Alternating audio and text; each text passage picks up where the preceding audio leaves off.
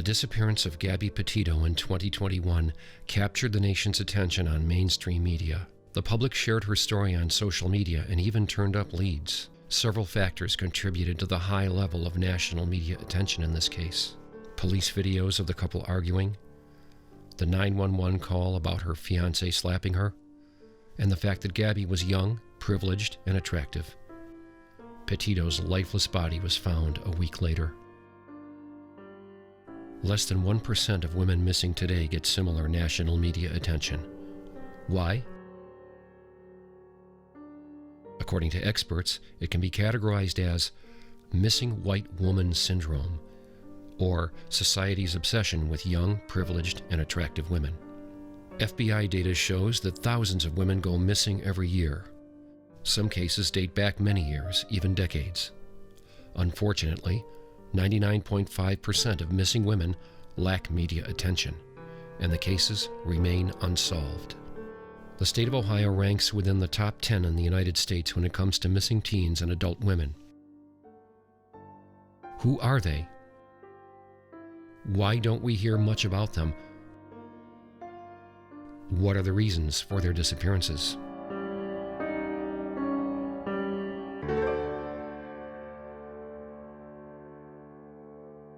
According to police data and testimonies from survivors, most missing women cases in Ohio have one thing in common: sex trafficking.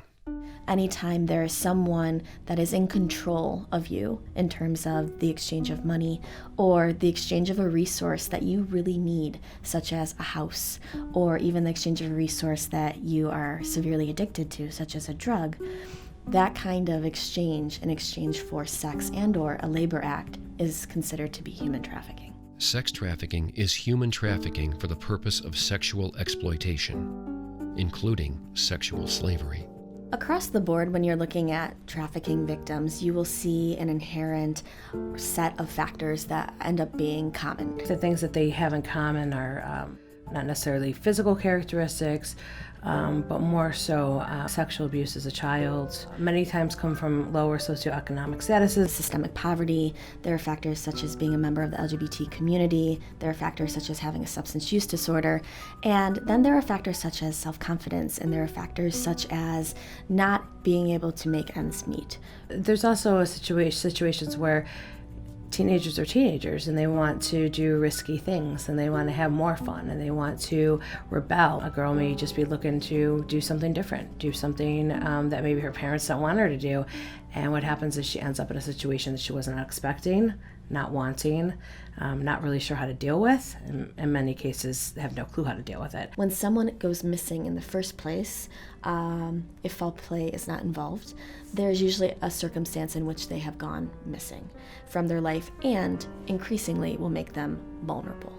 The traffickers search for personal profiles and posts which might reveal a girl's vulnerability. This can be projected via substance abuse, runaway activity, or domestic abuse. And the vulnerability is a factor in which individuals prey on for trafficking. Confidence issues, anxiety, depression, something that a trafficker can use as a tool in order to break into their psyche and get them to trust them and to do what they say. Because knowing that vulnerability makes you easier in terms of needing to have a need met and having someone know of a resource they can provide for you.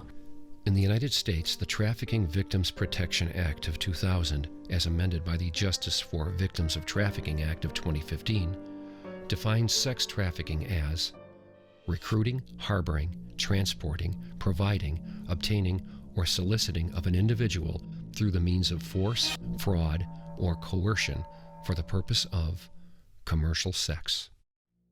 The coercion can be subtle or overt, physical or psychological. Many of these kids do not see themselves as victims. They may think that their pimp is in love with them, their pimp has given them food when they were hungry, their pimp has given them shelter when they were running away and homeless.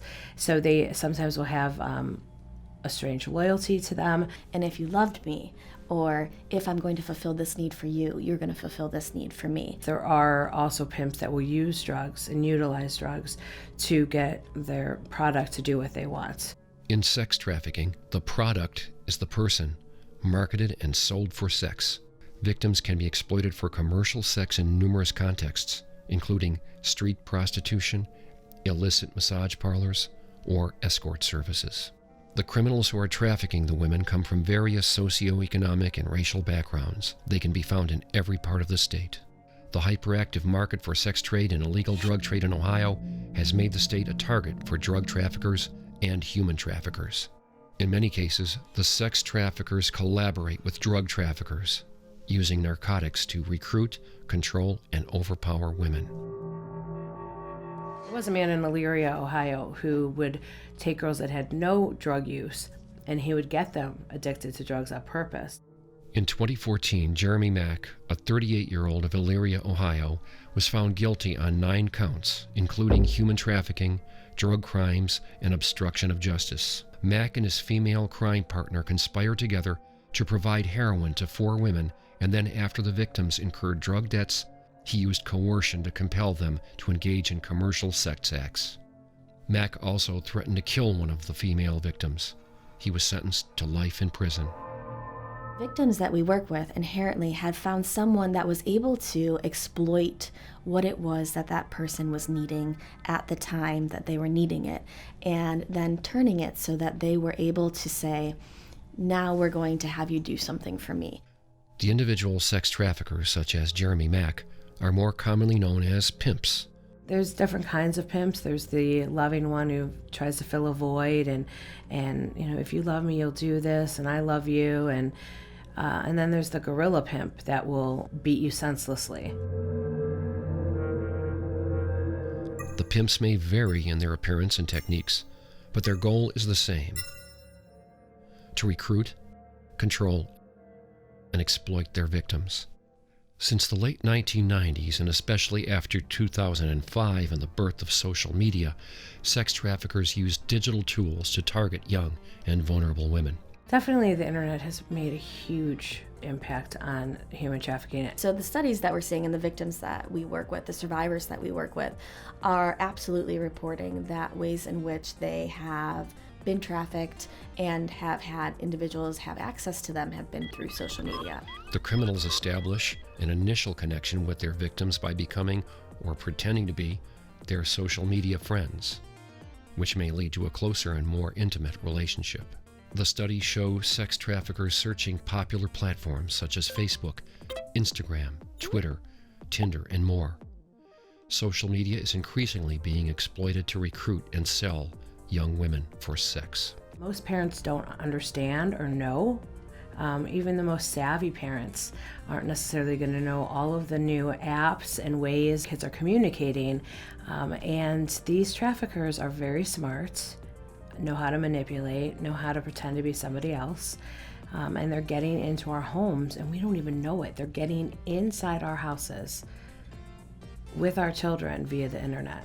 Platforms such as Facebook and Instagram and their utilization have only increased over the past couple of years. And then when Backpage actually was disbanded. A 2017 congressional investigation found that Backpage knowingly facilitated prostitution and child sex trafficking by allowing criminals to post ads on their site, advertising girls for sex.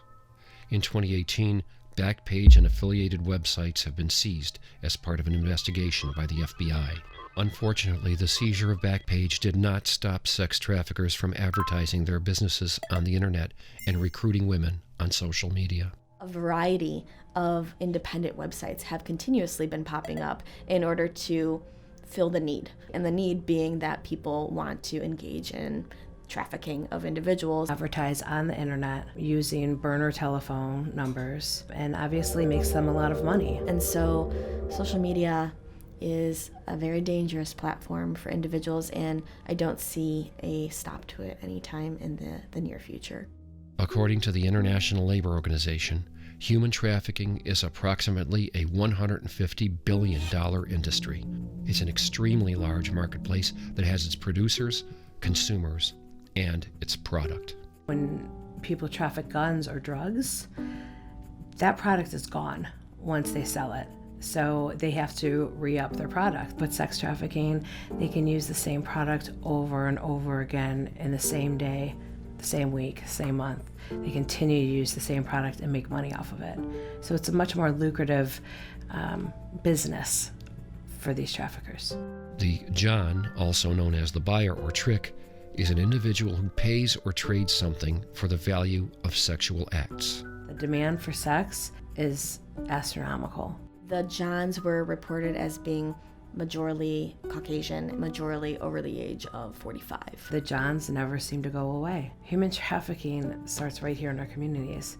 This is not a story or something that we don't need to worry about. This is happening right here to our kids. It will only start to change when we actually engage in the awareness around some of the problems. This is something we as a community need to work on and figure out, why would somebody want to be a pimp? Why would somebody want to be a John and have sex with a 12-year-old girl for money? Why is that? Why would somebody want to do that? We really need to ask ourselves that and figure that out and fix that. Because if we dry up the demand, then we won't need a supply and our girls will be safer. Or issues of access to education, or issues of confidence in youth and young adults and treating each other well. We're never going to scratch the surface. We have to be able to unify all of the topics that are currently problematic in our society. When you think of a substance use disorder, for example, which is very prevalent in Ohio, how willing are we to have the conversation and to provide resources for individuals that are in need of support without judgment? I think changing that conversation is also going to be extremely, extremely important. And recognizing that victims don't come from just one race or one sexual orientation or gender identity. Victims are across all demographics. As of January 1st, 2022, local police departments, including the FBI, are still searching for more than 200 women reported missing in the state of Ohio. Close to 50 Ohio women have been missing for more than a year. When you're over the age of 18, people think it's less likely for you to be trafficked, but that just simply isn't the case.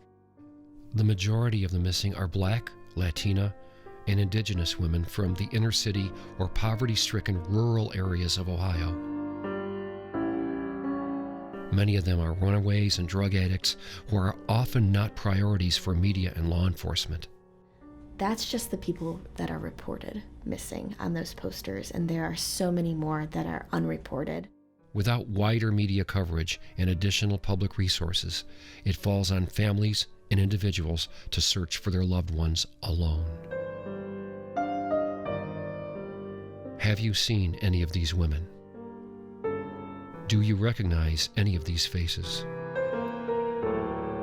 Do we have enough empathy and compassion for underprivileged members of our society?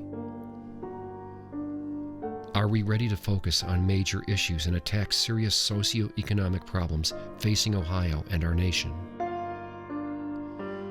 Can we finally put our differences aside and help in the search for the vanished in Ohio?